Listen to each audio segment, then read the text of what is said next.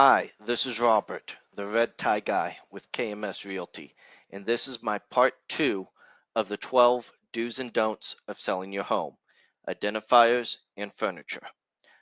Do take down strong identifiers, but don't take down clever furniture placement. What do I mean by strong identifiers? Let me tell you this. If I told you to imagine a bookcase, you're probably going to imagine your bookcase with your books. Or is it music albums?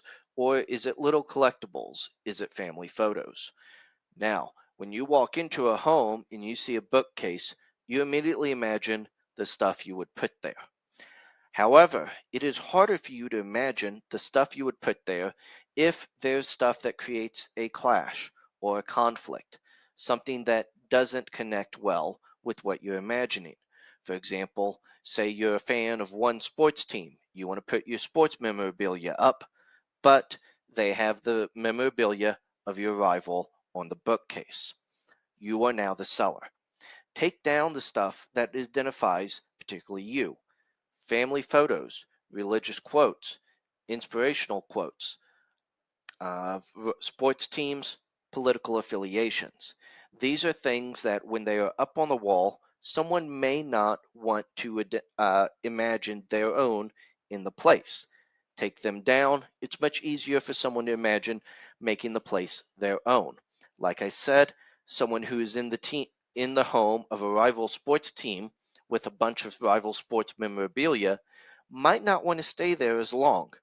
But if you take that down, they might stay there longer and imagine their own memorabilia up on the walls. Doing this allows you to appeal to a wider range of buyers and therefore potentially get a higher price. Don't, however, take down furniture that is cleverly placed. For example, let's say that you have an office in your home and you have a particular arrangement where you can fit your desk, your filing cabinet, a nice chair, whatever.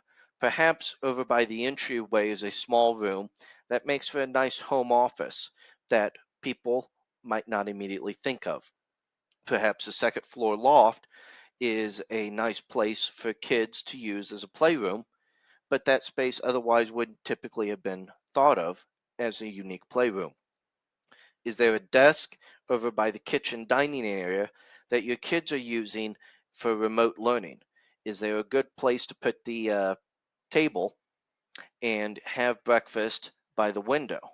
These are clever ideas that you have had potentially years to think of before placing, that someone who is there for only, say, 15 or 30 minutes might not have an idea about.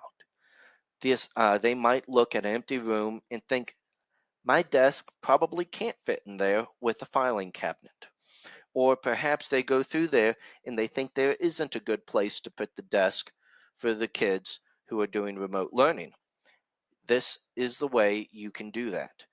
Take down the strong identifiers so people can spend more time in the home. But don't take down the clever placement of furniture so they can quickly see the use and utility that you have had time to maximize. And this is Robert Neely, Red Tie Guy with KMS Realty.